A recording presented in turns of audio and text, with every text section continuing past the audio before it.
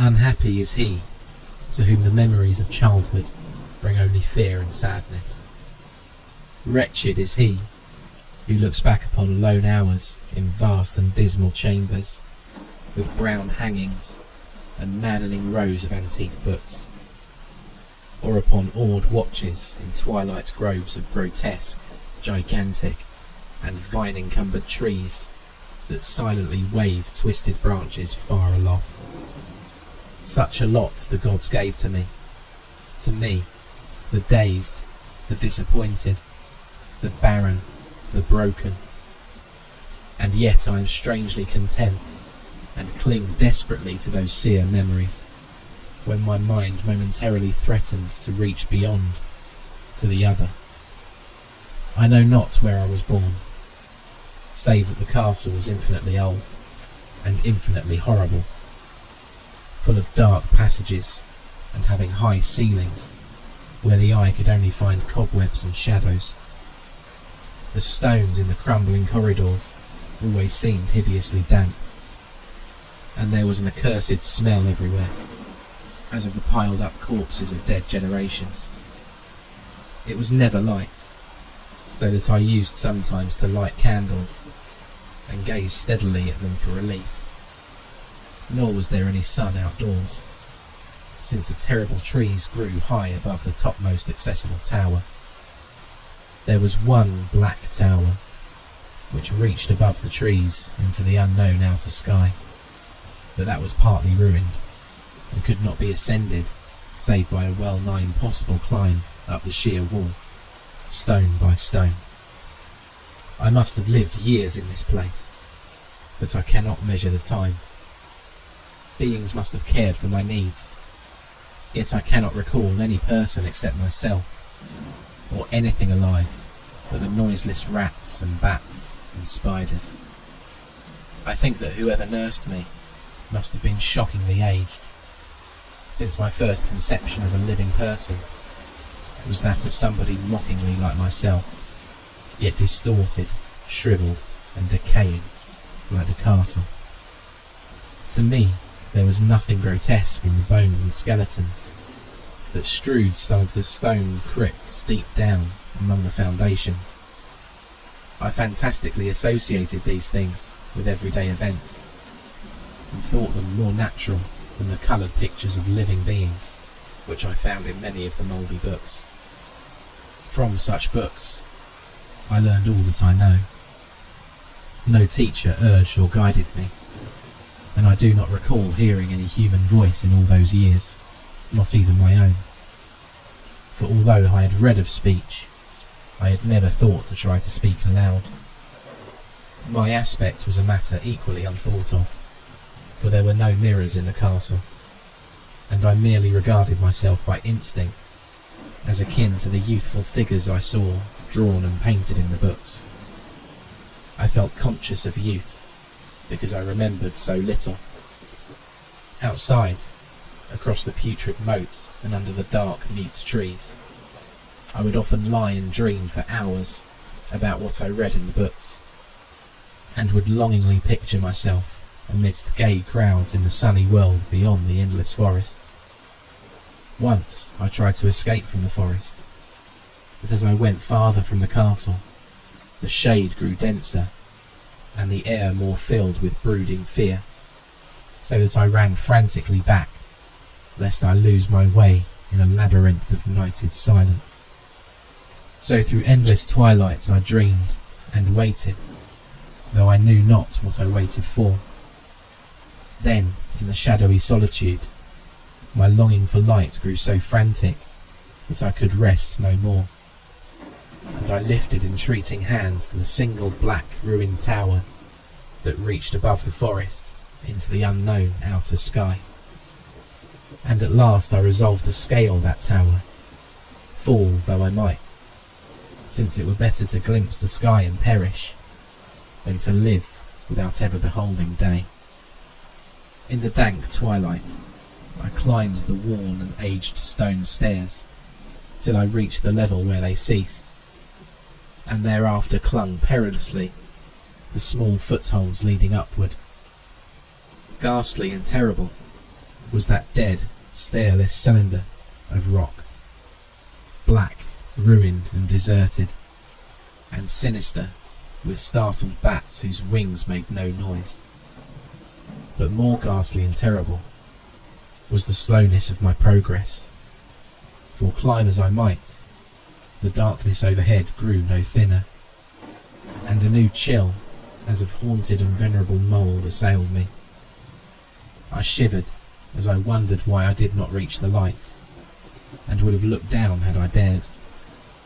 I fancied that night had come suddenly upon me, and vainly groped with one free hand for a window embrasure, that I might peer out and above, and try to judge the height I had once attained.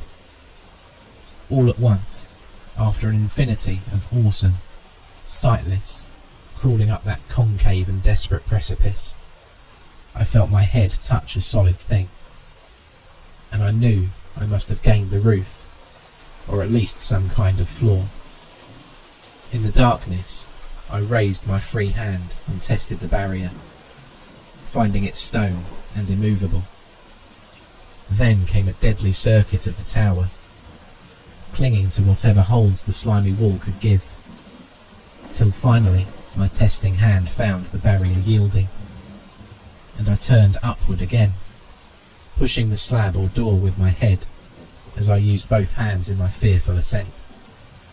There was no light revealed above, and as my hands went higher, I knew that my climb was for the nonce ended, since the slab was the trap door of an aperture leading to a level stone surface of greater circumference than the lower tower.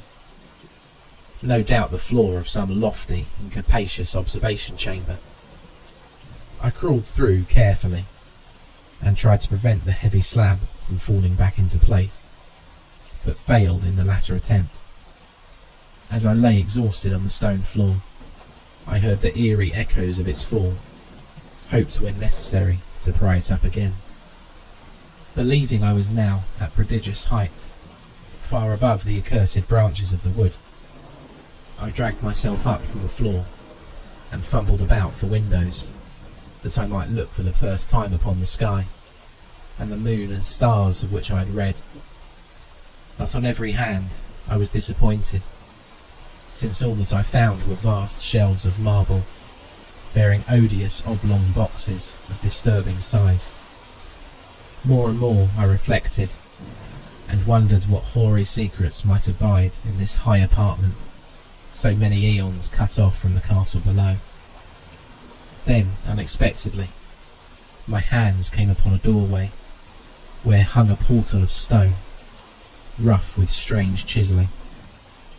Trying it, I found it locked, but with a supreme burst of strength, I overcame all obstacles and dragged it open inward.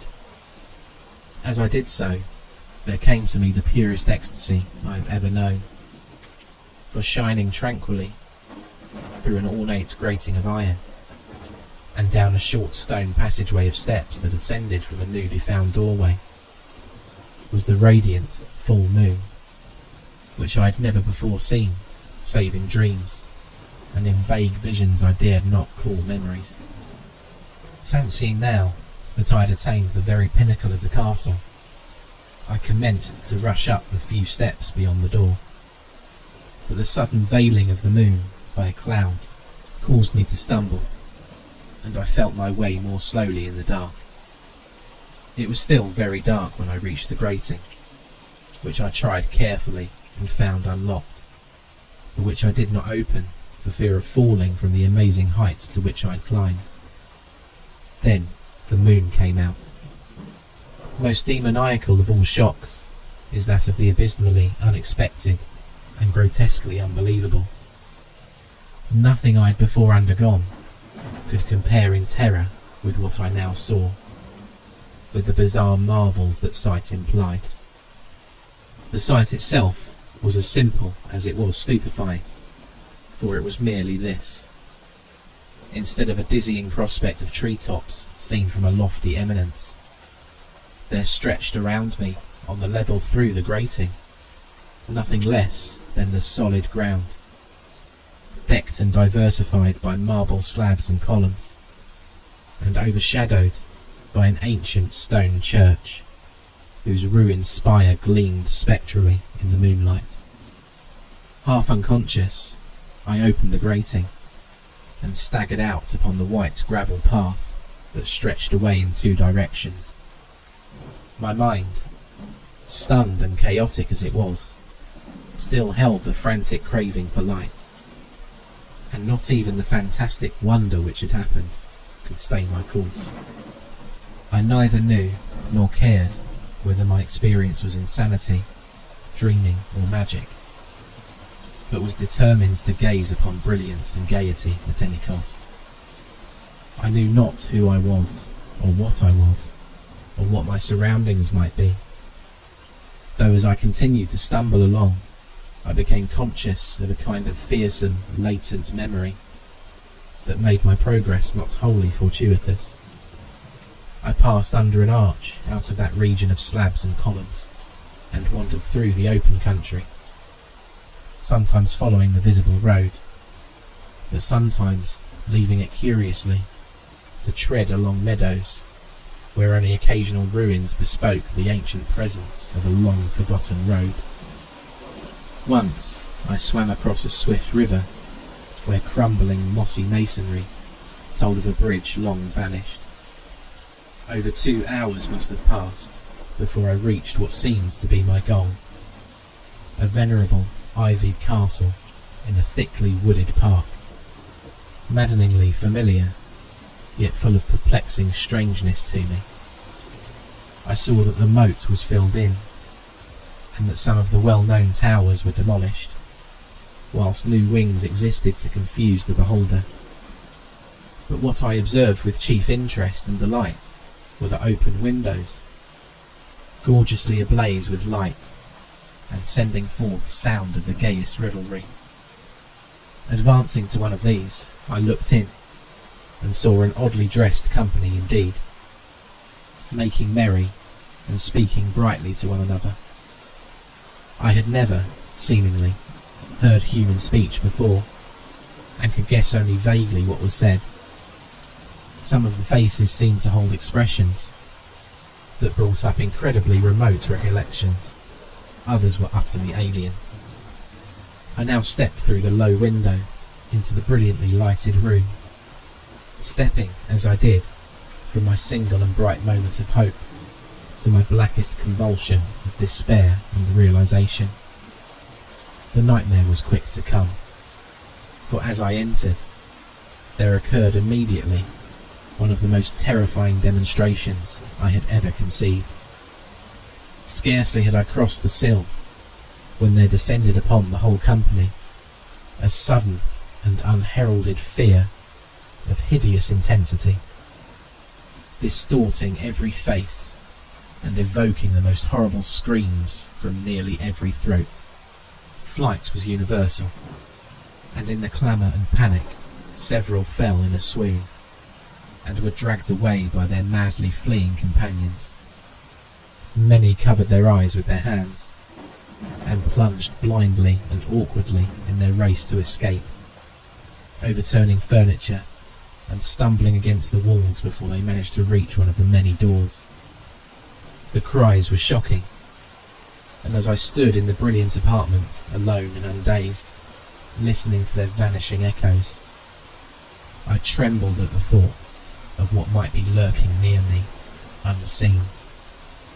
At a casual inspection, the room seemed deserted, but when I moved towards one of the alcoves, I thought I detected a presence there, a hint of motion beyond the golden arched doorway leading to another and somewhat similar room.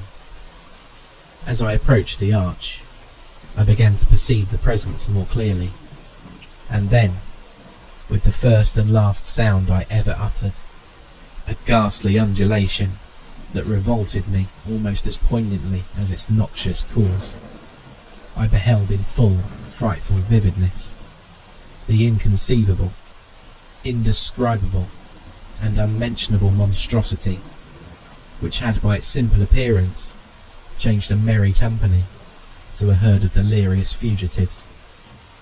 I cannot even hint what it was like, for it was a compound of all that is unclean, uncanny, unwelcome, abnormal, and detestable. It was the ghoulish shade of decay, antiquity, and dissolution, the putrid, dripping eidolon of unwholesome revelation, the awful bearing of that which the merciful earth should always hide. God knows it was not of this world, or no longer of this world, yet to my horror I saw in its eaten away and bone-revealing outlines a leering, abhorrent travesty of the human shape, and in its mouldy, disintegrating apparel an unspeakable quality that chilled me even more. I was almost paralysed, but not too much so to make a feeble effort towards flight, a backward stumble which failed to break the spell in which the nameless, voiceless monster held me. My eyes bewitched by the glassy orbs which stared loathsomely into them, refused to close, though they were mercifully blurred, and showed the terrible object but indistinctly after the first shock. I tried to raise my hand to shut out the sight, yet so stunned were my nerves that my arm could not fully obey my will. The attempt, however, was enough to disturb my balance, so that I had to stagger forward several steps to avoid falling. As I did so, I became suddenly and agonizingly aware of the nearness of the carrion thing, whose hideous hollow breathing I half fancied I could hear. Nearly mad, I found myself yet able to throw out a hand to ward off the fetid apparition which pressed so close, when in one cataclysmic second of cosmic nightmarishness and hellish accident, my fingers touched the rotting, outstretched paw of the monster beneath the golden arch. I did not shriek, but all the fiendish ghouls that ride the night wind shrieked for me, as in that same second there crashed down upon my mind a single fleeting avalanche of soul-annihilatingly memory. I knew in that second all that had been. I remembered beyond the frightful castle and the trees, and recognised the altered edifice in which I now stood. I recognised, most terrible of all, the unholy abomination that stood leering before me as I withdrew my sullied fingers from its own. But in the cosmos there is balm as well as bitterness, and that balm is Nepenthe. In the supreme horror of that second, I forgot what had horrified me, and the burst of black memory vanished in a chaos of echoing images. In a dream, I fled from that haunted and accursed pile, and ran swiftly and silently in the moonlight. When I returned to the churchyard place of marble, and went down the steps, I found the stone trap door immovable, but I was not sorry, for I had hated the antique castle and the trees. Now I ride with the mocking and friendly ghouls on the night wind, and play by day amongst the catacombs of Nephron Ka, in the sealed and unknown valley of Hadoth by the Nile. I know that light is not for me, save that of the moon over the rock tombs of Neb, nor any gaiety save the unnamed feast of Nitocris beneath the Great Pyramid. Yet in my new wildness and freedom, I almost welcome the bitterness of alienage. For although Nepenthe has calmed me, I know always that I am an outsider, a stranger in this century, and among those who are still men. This I have known ever since I stretched out my fingers to the abomination within that great gilded frame, stretched out my fingers and touched a cold and unyielding surface of polished glass.